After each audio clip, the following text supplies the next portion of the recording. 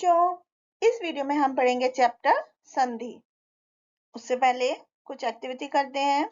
यहाँ पर बच्चों व्यंजन संधि में वर्ग का पहला जो वर्ण होता है वो दूसरे में बदल जाता है।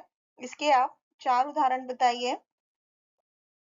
संधि शब्द का सामान्य अर्थ क्या होता है बच्चों? संधि का मतलब होता है मिलना, जोड़ना या संयोग। तो व्याकरण के नियमों के हिसाब से दो वर्ण मिलकर के जब एक में बदल जाते हैं तो उनके मिलने से होने वाले बदलाव को संधि कहते हैं। जैसे कि सूर्य प्लस उदय सूर्योदय, विद्या प्लस आलय विद्यालय, सुर प्लस ईश सुरेश, नि प्लस संदेह निसंदेह। तो बच्चों इसमें क्या होता है, पहले शब्द की जो अंतिम ध्वनि होती है वो दूसरे शब्द की पहली ध्वनि के साथ जुड़ करके एक नई ध्वनि उत्पन्न करती है। यही बदलाव संधि कहलाता है। तो दो ध्वनियों के आपस में मिलने पर उनके मिलने से जो विकार या बदलाव होता है उसे ही संधि कहते हैं। संधि विच्छेद मतलब संधि युक्त जो शब्द होते हैं उनको अलग अलग करना ही संधि विच्छेद कहलाता है। जैसे कि नरेश को नर प्लस ईश, विद्यालय विद्या प्लस आलय। अब हम संधि के भेद पढ़ते हैं। बच्चों संधि 3 तरह की होती है, स्वर संधि, व्यंजन संधि और विसर्ग संधि। सबसे पहले स्वर संधि के बारे में जानते हैं। जब दो स्वरों के आपस में मिलने से बदलाव होता है तो उसे स्वर संधि कहते हैं। ये 5 तरह की होती है। सबसे पहले दीर्घ संधि। बच्चों जब जो दीर्घ स्वर होते हैं जैसे अ ई उ या और जो आ ई उ जब ये आपस में मिलते हैं तो वो दीर्घ बन जाते हैं। जैसे बड़े वाले आ, बड़ी ई, बड़ा उ, इस तरह से बन जाते हैं। तो यहाँ पर इसके कुछ उदाहरण लिखे हैं। जैसे वेद प्लस अंत वेदांत, अ और आ मिलकर के बड़ा आ बनता है। जैसे परम प्लस आत्मा परमात्मा। इसी तरह यथा प्लस अर्थ यथार्थ, चिकित्सा प्लस आलय, इसमें आ प्लस आ मिलकर के आ में कन्वर्ट होगा तो चिकित्सालय बन गया। इसी तरह रवि प्लस इंद्र, ई और ई मिलकर बड़ी ई में बदल जाते हैं, रविंद्र। हरि का छोटी ई और ईश का बड़ी ई मिलकर के बड़ी ई में बदल जाएगा तो हरीश हो गया। अब इसी तरह बड़ी ई और छोटी ई मिलकर बड़ी ई में, छोटा ऊ मिलकर बड़ा ऊ में। जैसे अनु प्लस उदित अनुदित, बड़ा ऊ में बदल जाएगी मात्रा। इसी तरह वधु प्लस उत्सव वधुत्सव। दूसरी संधि होती है गुण संधि। जब बच्चों अ और आ के बाद ई, दोनों ई या उ या री आए तो मिलकर के ए ओ बन जाता है और अर बन जाते हैं। जैसे कि शुभ प्लस इच्छा शुभेच्छा, राम प्लस ईश्वर रामेश्वर, राजा प्लस इंद्र राजेंद्र, महा प्लस ईश्वर महेश्वर, पर प्लस उपकार परोपकार, जल प्लस ऊर्मी जलोर्मी।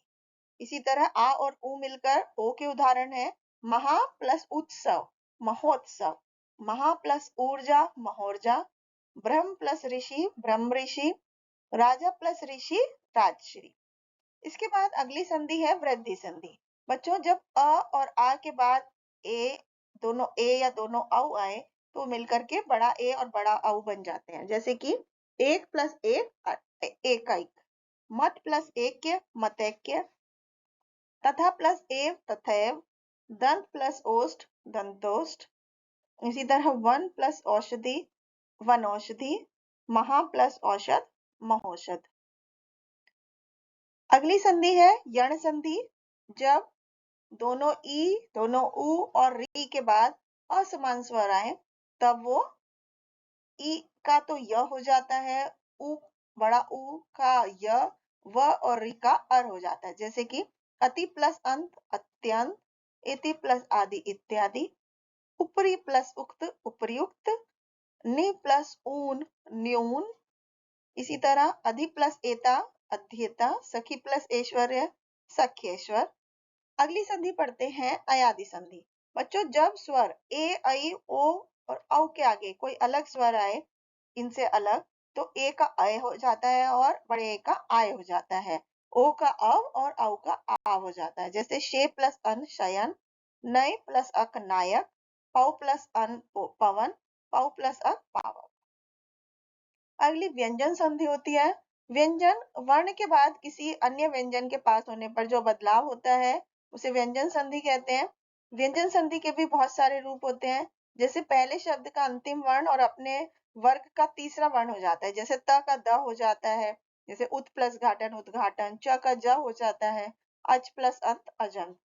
ई के बाद आने वाले र के बाद र हो तो ई बड़े ई में बदल जाता है, जैसे निर प्लस रोग नीरोग, निर प्लस रस नीरस। त के लिए बच्चों अलग नियम होते हैं, जैसे त के बाद च या छ हो तो त का च हो जाता है, जैसे सत प्लस चरित्र सच्चरित, सत प्लस चित सच्चित।